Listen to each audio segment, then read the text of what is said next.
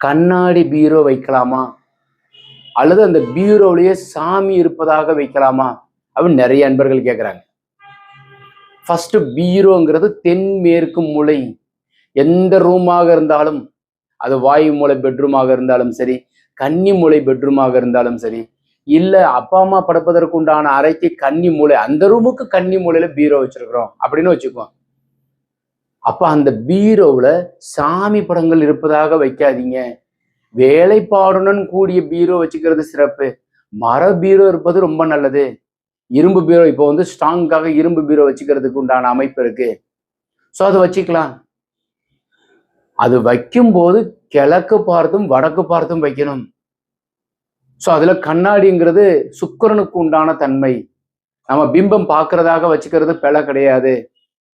அந்த பீரோவுனுடைய கண்ணாடி பார்த்தோம்னா கிழக்க பார்த்து இருக்கிற மாதிரியும், பீரோவுனுடைய கண்ணாடி வடக்க பார்த்து இருக்கிற மாதிரியும் பொருள் பல மடங்கா கூடும். நீங்க வைக்கிற பொருள் அந்த கண்ணாடி வழியா உள்ள போகும்போது பல மடங்கா கூடும். கதவு திறந்து மூடுற இடத்துல சாமி படங்கள் இருக்கிறது பிழை. ஏதோ ஒரு முருகன் போட்டோவோ, விநாயகரோ அல்லது மகாலட்சுமியோ நீங்க கதவுல 6 இடத்துல வைக்க வேண்டாம். கதவுக்கு மேல இருப்பது கூட பிழை கிடையாது. ஒரு சிலருக்கு கதவுக்கு உள்ளுக்குள்ள சாமி வச்சிருப்பாங்க. அது பீரோக்குள்ள வைக்கிறது சிறப்பு. டார்க் ப்ளூ கலர் பீரோ வைக்காதீங்க. டார்க் பிளாக், கருப்பு வர்ணமும் நீல வர்ணமும் பீரோவில் அமைப்பது, வர்ணம் தீட்டுவது பிழை, வேண்டாம். ஸோ அப்ப நல்ல மஞ்சள் கலர்லையும் திக்கு ரெட்டு, செரி ரெட்டு வச்சுக்கிறது சிறப்பு. இந்த தகவல் உங்களுக்கு பிடித்திருந்தால் லைக், ஷேர் பண்ணுங்க, கமெண்ட் பண்ணுங்க, சப்ஸ்கிரைப் செய்து வைங்க. வணக்கம்.